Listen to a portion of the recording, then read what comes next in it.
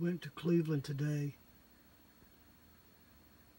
and videoed Sammy Britt's Retrospective.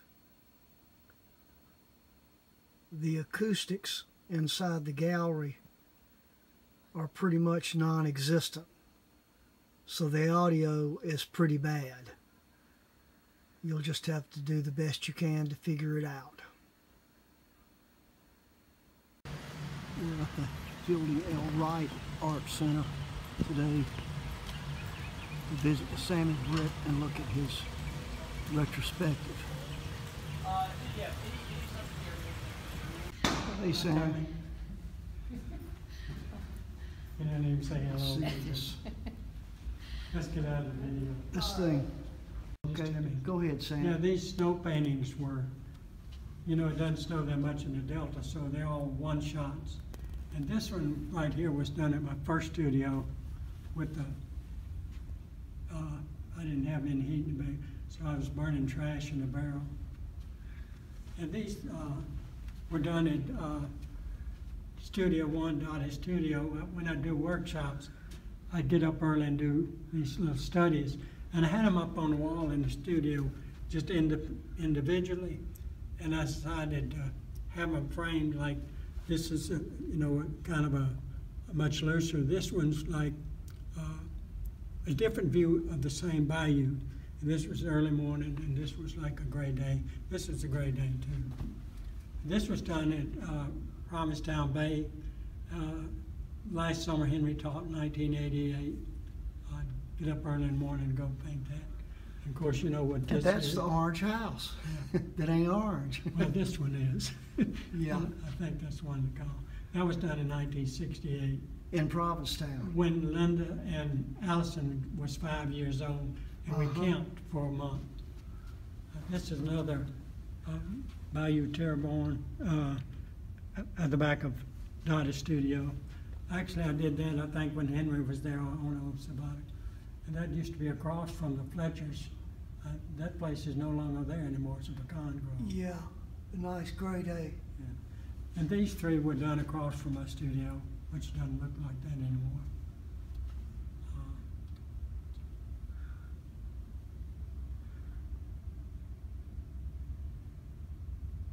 I really like the space in that one, Sammy, Yeah.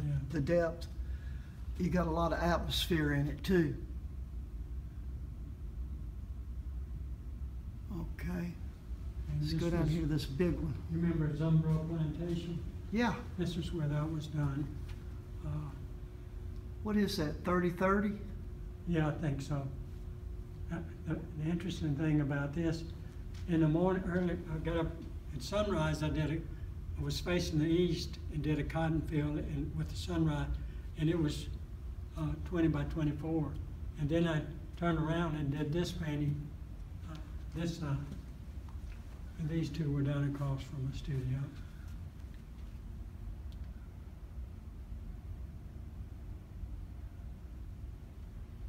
Here's another nice size one. What's that, 24-24? Yeah, and I think that particular painting I did the most modeling in the trees that I'd ever done at that time. The variations and stuff. And this is a recent painting I did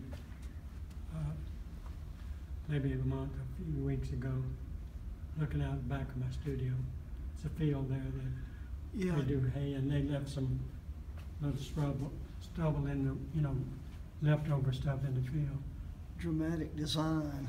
And there's two different cotton fields, both early morning, and this one is when you're really looking into the sun.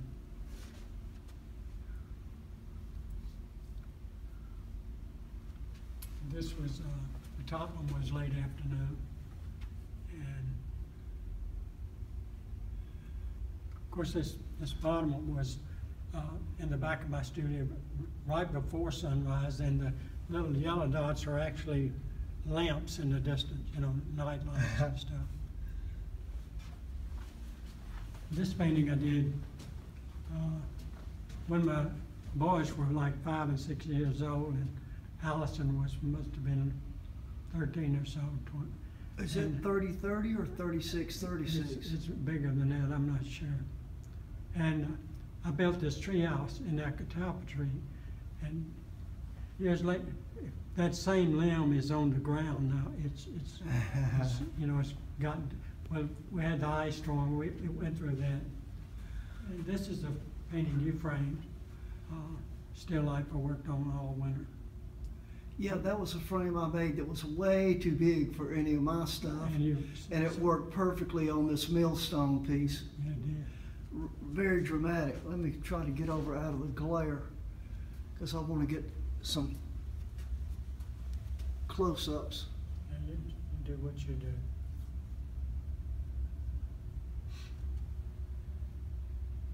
Okay. It's a lot of subtle modeling and it's still not. This was early on with the studio before I bought it and had a flower garden in the back. We still called it a shack back then. This is after the summer after I bought the studio, and you gave me a bunch of wildflowers and stuff. Of course, I have a fence there now. It doesn't look like this anymore, but. Well, and all our poplars are dead too, because they just don't last that long. They don't. I did a bunch of garden painting flowers, and I could almost have a show with just flower paintings. Matter of fact, let me get close up with this. That'll make some people crazy. This might have been one of the ones that I did. Remember when I had the ice storm and you brought me a bunch of seeds over and we planted them? Yeah. Because I couldn't stand to look at the trees. They were all broken up. These are two different kind of gray days right here.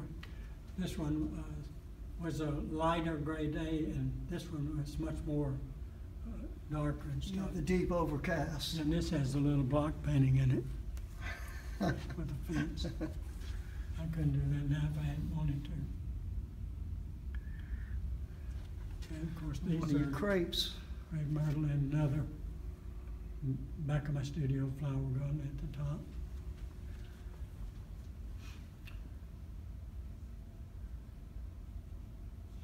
I hope the color comes out as good in these as the video at Peters did. I was shocked that the color came out so well in it. The Crepes Madeline's in front, and of course, they've grown now. This was a long time ago. They're so grown up you can't see that tree behind them. This was just a painting I kind of overworked, but Linda liked it, so it's in the family. Matter of fact, how much brush did you do on that? I started with the knife and I ended up a lot with the brush. No, I'm wrong. I started a lot with the knife and I ended up with the brush. I got it backwards. This is early on when the cotton field was still behind the studio. This is a great day I started,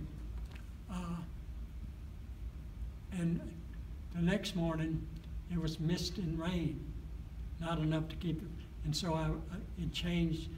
It mainly changed the way the statue looked.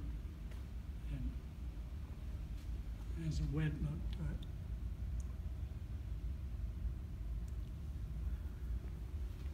I guess we ought to go down this way. This was an earlier studio. And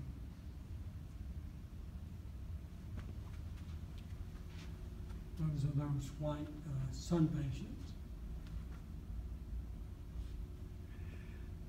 You know, I'm sure Peter would say the same thing. You got a lot of frames.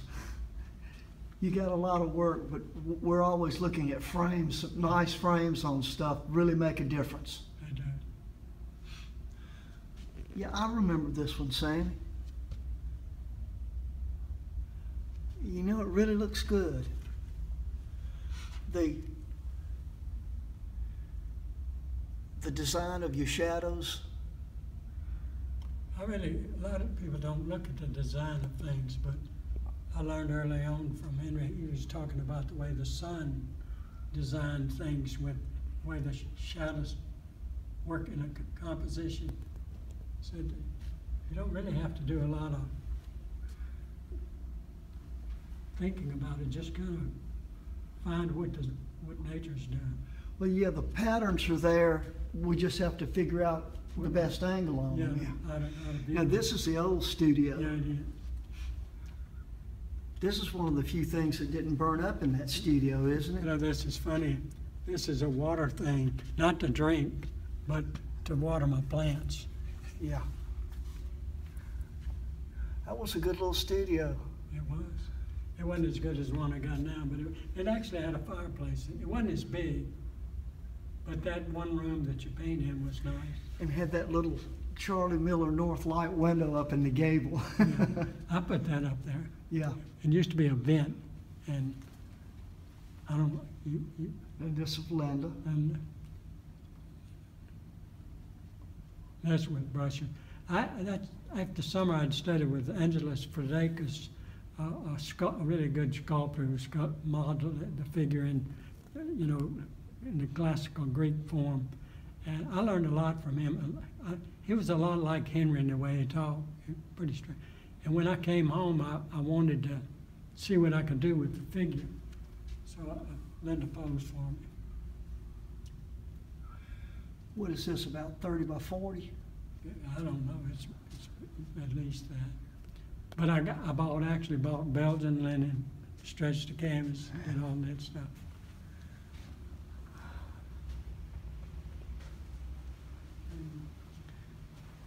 This is Mr. Hall, who lived in that old white block house right down from my studio. He would come down and with his dog, and he'd sit on the bench and kind of helped me. He must have been a jack of all trades, because he did a little bit of carpentry and everything. That has a little bit of the character of Marie Hall's sharecroppers to me, Yeah. your first impression. Well, it's the pecan gleaner, but it Yeah. says Mr. Hall, but I think the real name of it is pecan gleaner. This is a deep one. Yeah. I did the all white painting first, which is on the other wall. Then I did this one. I wanted to see, how the modeling worked in similar colors.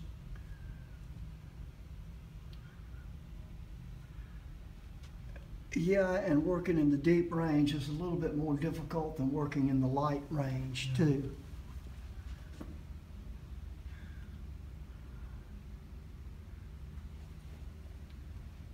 Got his I think bouquet of cotton balls. I think that's one of the pots that Pat made, Pat Muller. Oh, a pot, Pat That Mulberry red- pot? That red pot. Yeah. And this one was done with North Light and the Candlelight, and I had to figure out how to make the actual flame stay at the same height.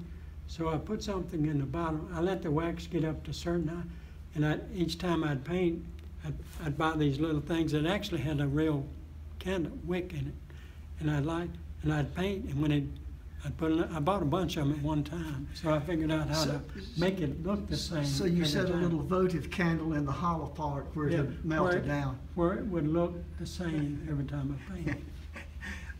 That's like Cezanne having to have silk flowers because he couldn't paint them fast enough to do the real ones. I don't want, this day and time, I don't know why they make flowers look so real anyway. This is another one of those, the black pot. That thing has such beautiful, subtle colors in it. Yeah, it's very austere. I've painted it in several paintings, and each time it's different, it's interesting. These two are Pastels. And the bottom one, when I was on sabbatical in 1982, I went to Virginia, and I stayed with one of my former students and her husband. And I'd go out every day to paint, and he owned a gallery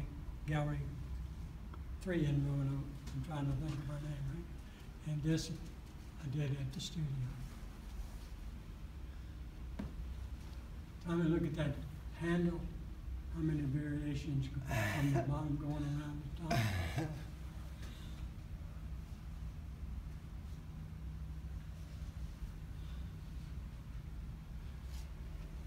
Oh, there's another big still life.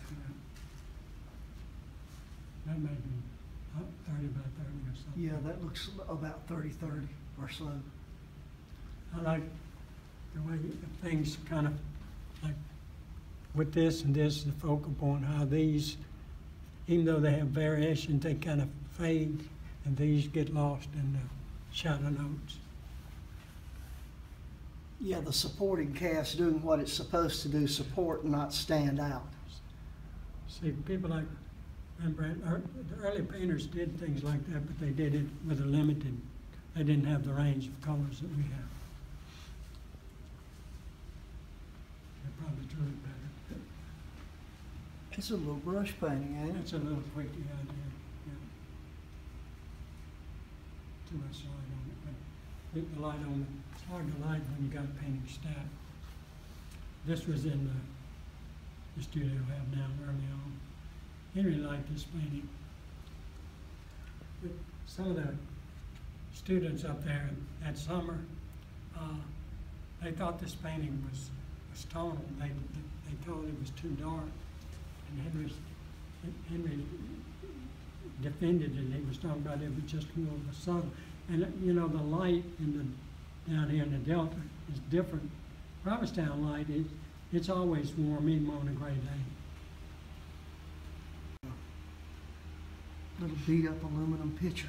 And that's a Bushman reproduction behind it. A cheap reproduction. I bought it at a little furniture store here in town years ago.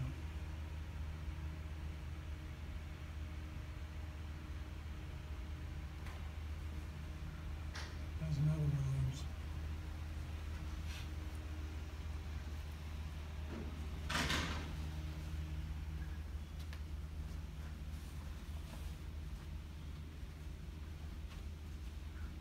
Yellow black ball again. Very spring looking.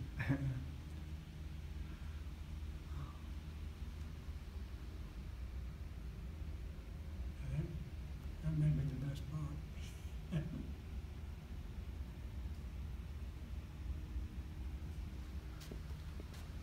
And this is the one we're going to paint outdoors, and they started raining and raining and raining. I said, I can't stand this. So I went indoors, and I had about a couple of boxes of blocks, and I just kind of dumped them up on top of the table and started stacking them around. And I started painting. And Tommy, I started with the orange block, and it was crude at first. Then I did the whole thing that way. One block at a time. Just going, you know, as they related to one another, like you would a still life. And of course, the figurines, but about the third day, that night, I went back to the studio. I had left something in a drawer that's right underneath that orange block. I pulled the drawer out and the whole thing fell down. And I spent 2 hours that night looking at my painting and putting them back together. Of course, the last day I painted the marbles in it. Well, it was all a case of temporary insanity, I'm sure.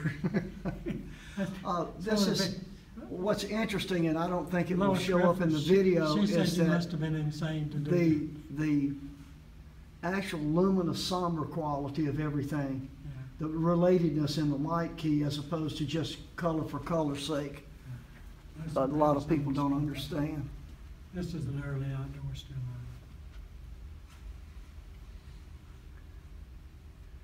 Looks almost like an extended demo. It's pitched up pretty high. Early afternoon. This was done down there. And that's that desk drawer I pulled out. But I got the Monet prints in there, and I got Rembrandt, and I got an Italian painting. It was kind of a history lesson up into what we're doing with color. I don't know that anybody caught on to what I was doing.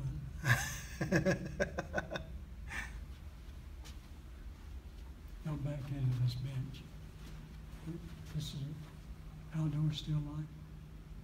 That's one of your frames, but I think it had more gold on it one time.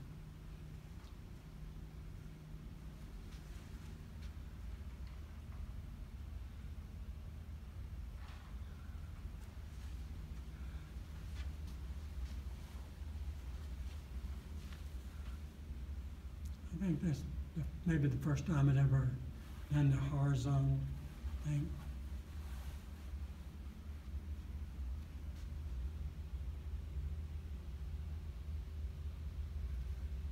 Your Almudine jug looks really good. It got some good dust on it. Yeah, some good dust. It helps. Don't dust much stuff. Got a frame.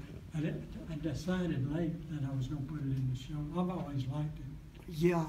It looks This pretty. was done at the first studio Yeah. about 50 years ago. Yeah. It's one of those in-between gray days. It's not a high-keyed one and not a deep one. It's actually pretty amazing, the notes you got in it.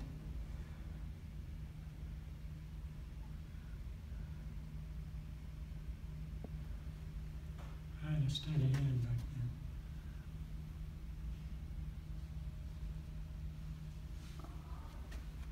And that's a potist. I don't know how to pronounce it. Potist? Potist Yeah. reproduction behind it. I actually saw a show of his work, and they were all 14 by 16. They were really nice. And the bowl shows up good, doesn't it? Your Carnival glass bowl is absolutely insane. Great variations on it. Damn, Sammy. It's like, that reminds me of this copper kettle that Henry had, one of his later ones, that the way he modeled it with his knife, it looked like you could see every hammer mark. Yeah. And you got the texture of the glass, the swirl in the glass, along with the quality of the colors. It's quite beautiful. And that's just an all-out brush painting. I got kind of carried away with the flowers. To me, this is one of my favorite indoor still life. The modeling in the Mexican pot and the figure itself, the taps in the distance. But there's a, look at, hold off. See, look at these variations. And, you know, people just don't, they have a tendency to be lazy. They don't really look for those things that really make the thing turn. Well, most people were never taught how to model, Sammy. Yeah, that's true. Especially the second and third generation students of Henry, students of Henry students. It seems to get very watered down as it goes. It's too quick. They get too big in a hurry. They don't really study the things. They're in too hurry to make do a painting or picture or whatever. I mean, these are paintings, but every one of them in here is studied according to my student. I brought my students in here this morning. I wish you'd have been here, and we sat in there and we walked around first, and then we sat in there and asked questions. I said, everybody don't want to do the blocks. I said, the blocks is the key to this. I said, I do blocks all the time. You can see them in my paintings. And in the spring when I go out to paint, I paint blocks first. I don't go out and paint a nice looking, try to paint a landscape. I get myself, my eyes and my mind thinking in the right direction. And I said, if 3 blocks on the table and the thing behind them, if you can't get the light in which they're seeing, and you can't get the table to go back, the variations in the, get to the point that it's doing that, then you can't paint a still life and you can't paint a landscape. Yeah, the landscape's a hell of a lot more elusive than the tabletop or anything on it. But it takes time, I mean, it's Sammy. like, It takes a lot of years. It's like all those variations. These things that people thought I was crazy working on for 3 winters, but it takes that long to understand them.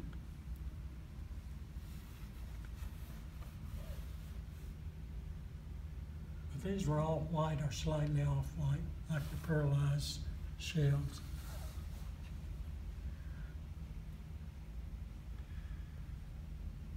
Well, you know, it's this is going to sound wrong, but it's not just the color problem. It takes a long time to perceptually understand what we're doing with all those colors, even after we see them. how they're to be arranged, how forms are modeled, That's what I was, because recession and everything. Kate Ellis was here this morning. She asked the most intelligent question, and she's trying to understand modeling better. I said modeling is very different because if you were tone a painter, it's pretty simple. It's easier, but you got color variants and you got to discern what they are, and they have to relate to every other color node in the painting.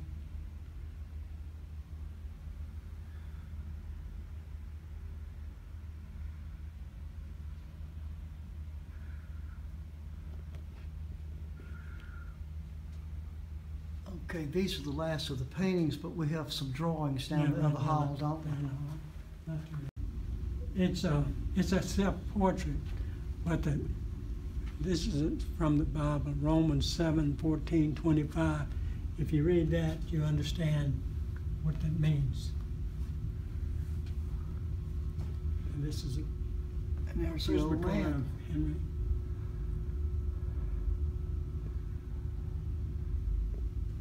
And this is a drawing of, I mentioned earlier about studying with Frederick's Angeles in Philadelphia. We modeled a head in the morning, a figure in the afternoon. Well, when it came time to leave, I really realized I didn't have anything to take home. I took slides, so I did a drawing the last afternoon that this girl posed. And it's Prismacolor and pencil. But it's a nice combination of the line and the modeling cross-hatching. Yeah, I'm hoping I'm not too shaky. Somebody for showing asked me if drawings. Linda posed for that, and she said, no, I don't look that, my legs are not that strong. And this is real delicate cross-hatching. Working I out actually did. I was patterns. just sitting in my old truck. I had an old Chevrolet truck. The first thing paid $100 for it too. Dud gave me the money, and I'd sit on this turn row and did this tree. I was doing it to show students how to do cross hatching. And this double back. When the summer we went up to Provincetown, we went the scenic route. We went to Buffalo, New York, and the Buffalo Zoo is really nice. And I started a sketch of that, and then Linda had taken some photos. So when I got home, I rarely ever do anything, but that was such an interesting animal. I thought, well, I'll do that. Because when I would go to the zoo in Memphis, and when I was studying at the Art Academy, we'd go to the zoo and draw. We did our drawings, finished drawings from them over there. That's a big ballpoint pen. Oh, I remember these dogs. And that's a silver point. I did them one day from life, and then I went back the next day and did the other one. And they should stay that way. In other words, that one should always stay in the distance. And this is silver point. Yeah. Yeah. On cameo paper, which is a clay coat. You can't find that paper anymore. This is self-portrait. Can't find a lot of paper anymore. When I had my office down here, I had a mirror there, and we were doing head studies, and I wanted to do one where there was more model. And when I was in high school, I used to write with one pencil in my mouth and write. And when I was at the Art Academy, I drew that way. I always had a pencil, and so I was doing that. So I just drew myself there, and that's Linda after she washed her hair. I thought for a minute when I first saw it that it was also a darkened silver point. But No, it's it's pencil. just on that blue paper. Ah.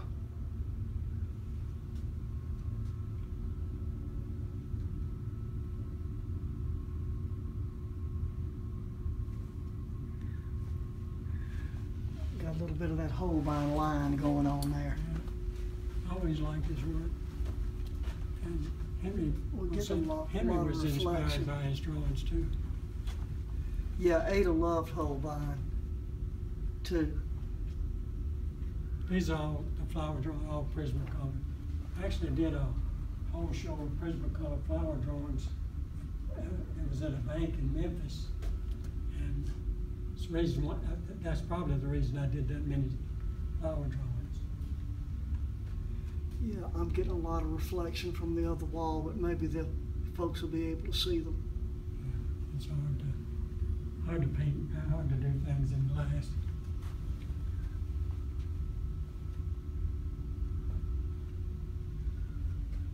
And some gladiolas. Yeah.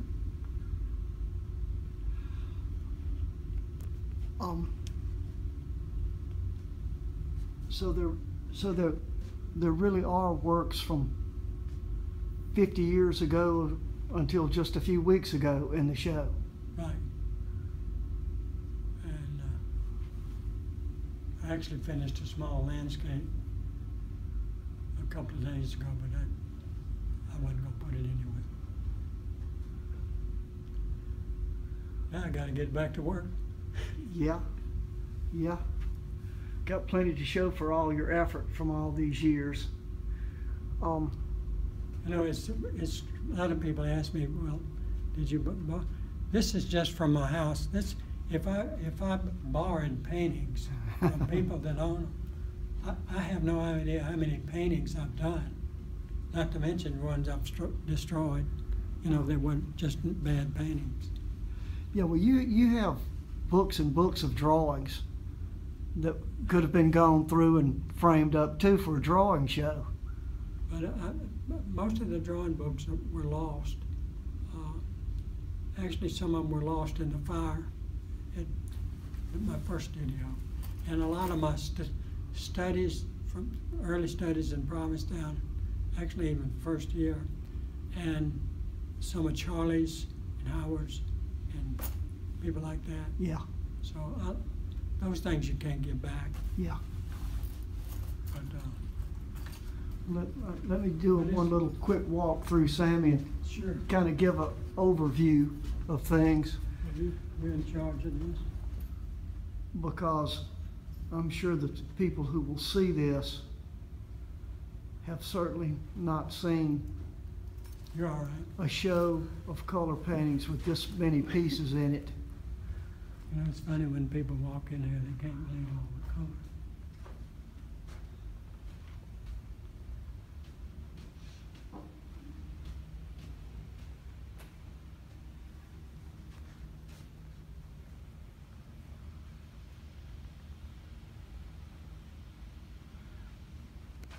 Well, thanks for letting me come over and video, You're Sam. welcome. Thanks for video, Tommy. I don't know how to do this kind of stuff, but I'll tell you one thing that I have enjoyed from the first summer I studied with Henry up until right every day. I told my students this morning, I said, after the first summer in Provincetown, I was married and Allison was the baby, but I came back knowing how I wanted to paint and I wanted to teach, and I've done it ever since. Yeah, yeah. And they asked me back 3 years ago to come teach painting at my studio, and I enjoy it and the students are enjoying it. Yeah. Well, it's a whole lot less formal, and I think they get a whole lot more out of it. I think they work, and they work harder. Yeah. Yeah.